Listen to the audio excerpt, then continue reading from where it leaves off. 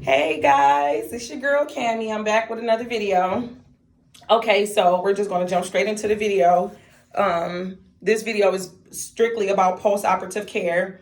I am about 8 days post-op, 8, 9 days post-op. I feel amazing. I feel great. I'm back home. I flew home at about 3, 4 days post-op. I don't recommend that. Even though the flight was easy, I just don't recommend y'all going back home that early. I went back home that early for personal reasons. Okay, so let's get into it. First thing I want to talk about is coming out of anesthesia. Sisters, let me tell y'all something. I was mentally prepared going into surgery. I was mentally prepared. I was strong. I was physically strong and everything, but sis was not mentally prepared for the after effect of anesthesia. My anxiety was through the roof. I had an elevated pulse rate.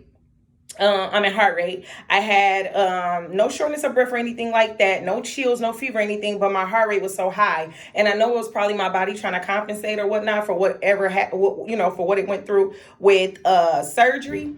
But I also believe that my anxiety was getting the best of me too, because I didn't like the way that I was feeling. There was no pain though. I wasn't having any pain. It was just like a discomfort that I just didn't like, that my body just didn't care for, I just, that wasn't it for me. But post-operative, besides anesthesia, it's important for you guys to always have your massages. I'm from Michigan, and before the governor decided to extend the shutdown to June 15th, I had massages lined up. So now, from June 1st, I had massages lined up. Now I don't. So I'm at home and I'm massaging myself. I use a ultrasound cavitation machine and a muscle lumbar roller. I'll put the link down below. I got it from Amazon. It didn't cost a little bit of much of nothing. It was a little bit under $100 for all of those items. So I do recommend you guys now, if you can't get massages in your city, I say hold on surgery, because the massages are so important. I got about 5 of them in Miami, which worked me out really good or whatnot, but I do still recommend massages afterwards. And I'm massaging myself, but I'm no massage therapist, so I don't know how great I'm doing or how good I'm doing or whatnot, you know what I mean? So yeah, so now I'm here massaging myself and on YouTube trying to do the best that I can do, you know what I'm saying?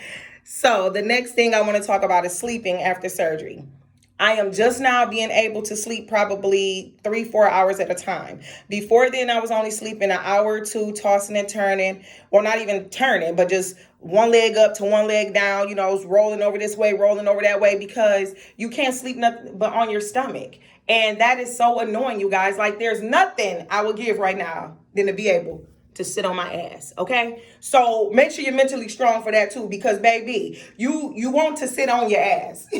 You want to sit down. Every time I'll be walking upstairs or I'm coming downstairs, I'm like, damn, bitch can't even sit down.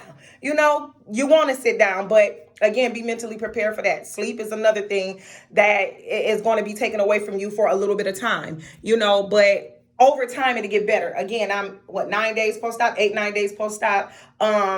I sleep a little bit better and I sleep longer too.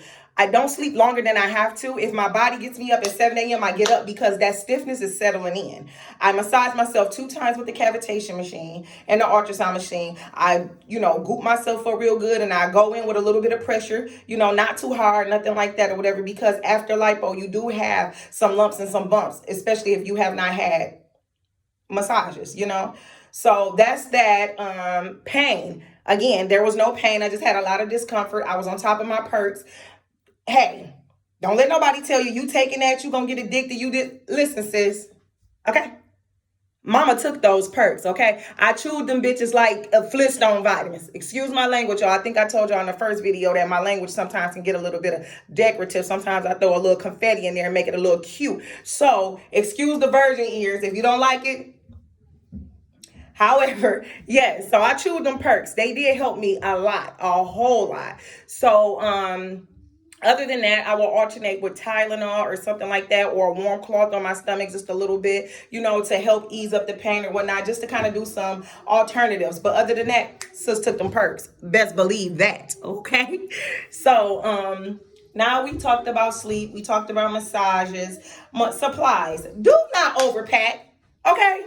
Do not overbuy that stuff. Y'all don't need all that stuff. Me and my sister overpacked. Overpacked. We had so much stuff, it was ridiculous. I'm talking about the things that I can tell you that you will need versus all the stuff that you see in these surgery communities that they tell you to buy. You know, some of the stuff is really unnecessary. I'm going to tell you what you need. From the top, from the peels on down. I love my arnica peels. I take those. I got arnica peels. I put on my arnica gel because my arnica gel helps. Maybe 4 or 5 nightgowns. Maybe 3 tanks. 2, 3 pair of leggings. And your compression socks, some Tylenol to have, and some stool softeners. Other than that, all that other stuff people be packing, y'all, is really unnecessary. A urinal. I will recommend a urinal, you know, or a Shewee. That's on Amazon as well. You know, stuff like that. All that other stuff that people were packing up and putting up in there is really unnecessary. I'm not even about to go over what they were packing and whatnot, but it was just unnecessary. Hold on, you just a second, guys.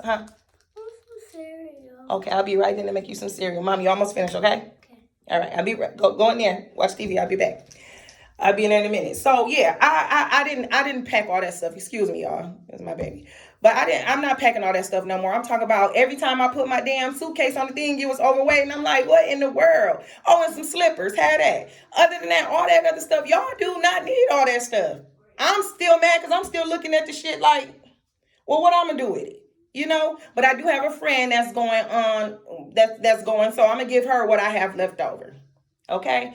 The avocado float. I got the avocado float. A good friend of mine gave it to me because she had surgery, and I have the avocado float. From a scale from 1 to 10, I would rate the avocado float a 5. It's not uncomfortable. I think for me, it's better if I'm laying on my side in the hole or whatnot. But laying on my back, it's a no-go because it's too numb. My back too numb and feel weird. My body literally don't like nothing on my skin. The reason I have this dress on because I just want to show y'all, you know, my figure, what I'm working with. And I'm still swollen. Y'all probably can see that. You know, this is my side view. And I told y'all I didn't ask for no crazy big old butt. I told my doctor, you know, that I want to look conservative. I want to look like a mother. I want to look like that I am a wife. I didn't want the vixen. I didn't want the over-enhanced body. To each his own. If y'all want that, that's y'all thing. Okay, so let's get on and talk about post-operative, you know, care as far as what to eat and drink. What you want to eat and what you want to drink is your business, okay? That's your business. I ain't on here. What I'm saying is not law, but I'm telling you what works for me. I down water. I drink. I ditch the Pedialyte because now I feel better. I don't want to hydrate myself with that. So I do water and I do pineapple juice. Okay, and then from time to time I still do Jello, and I still do like things, fruit. I still do, I eat a grapefruit every morning that I wake up, you know, because it's a good antioxidant, because we still have these toxins and stuff in our body from the fluid that my body is still holding. So I try to flush myself as healthy and as the best that I can while I'm here. You know what I mean? While I'm in the situation. So I do that. I don't eat high sodium. I don't eat a lot of salt at all. I'm not even, if I do, I'm eating pink Himalayan salt. What else? Let's see. A very high protein diet. I do not eat nothing that's going to make me swell. I try my hardest not to. I'd be allowed to say, sis ain't ate. The first thing I had since being post-op, I've had Taco Bell. And that was terrible. Okay? That was terrible. I wish I never even had that damn Taco Bell, but that's what I ate because I wanted something different. My husband has been cooking me breakfast since I've been since surgery, and he's been doing high protein in the morning, and we've been doing high protein. I always cook like this. Hell, let's just say that I always have a veggie, I always have something high protein, and it's always low sodium. So I'm really following my everyday regimen. You guys who don't know what that is, you can go on Instagram. You can go on Instagram, Facebook, Pinterest, and you can type in skinny diets or stuff, or a low sodium diet, and it'll put you right where you need to be. It is good to follow that regimen post-op because it will help you guys have a better figure and a better and a better, healthier outcome. You know what I mean? And healing properly. I see so many girls after surgery run to the beach who don't compress, who don't do the following things that they are supposed to do. This is the longest that I've been out of my compression garment. And I just put this on so I can look like something to give you guys a video. Take care of yourself, ladies. I see so many women in the surgery community upset and mad and sad because they catch infections and then they want to blame the doctor. Listen, we have to take accountability for our actions. When you go into these, I don't even care if you want to go get a tooth pulled.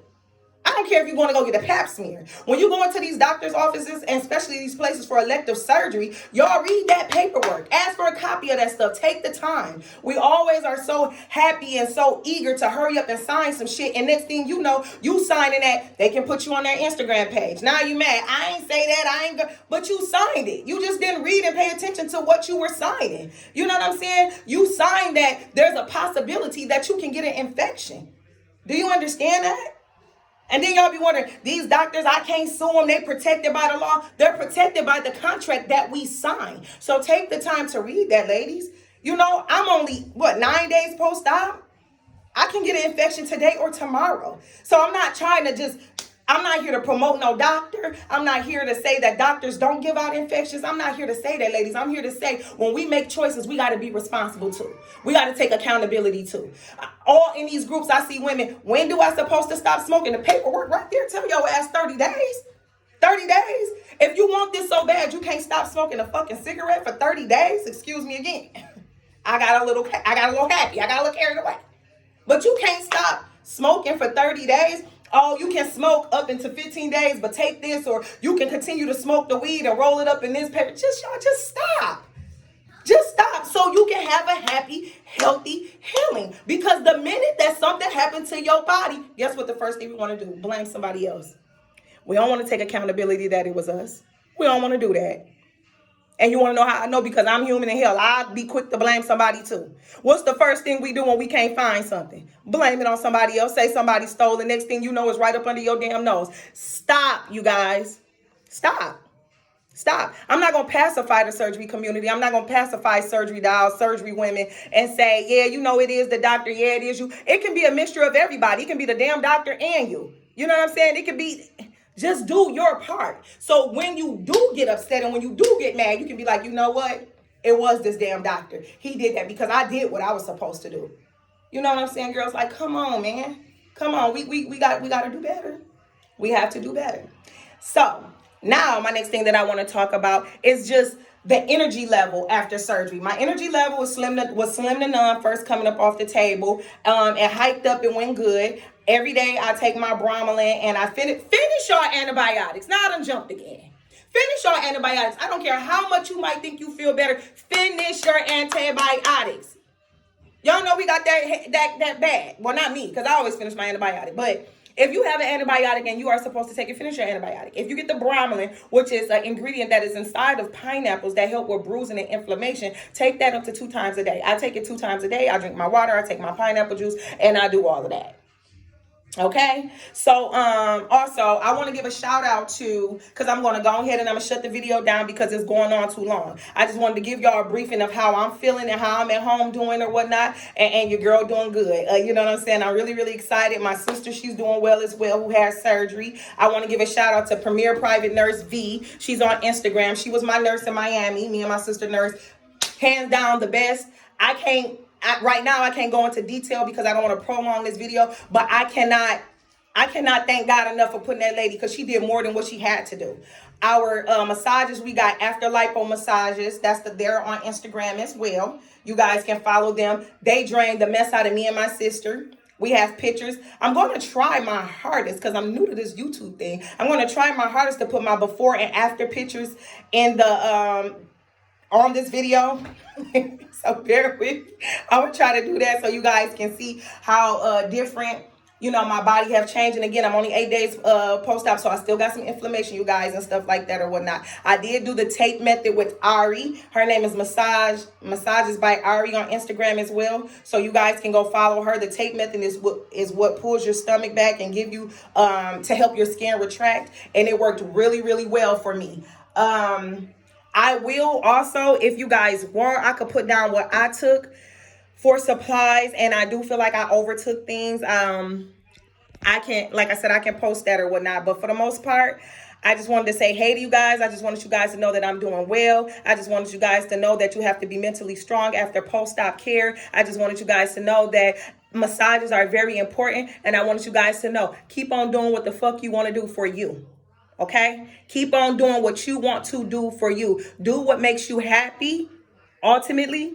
Okay? And only allow those around you that's going to celebrate you and celebrate what you want to do. That and that's just my motto. Every friend I have, every family member I have are here to support me and to support my decision. If they don't, be done with them, okay? All right? So do what y'all gonna do.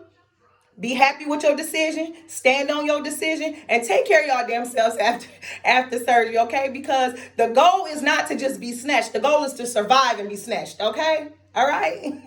All right, that's it. I'll see y'all next video. Bye.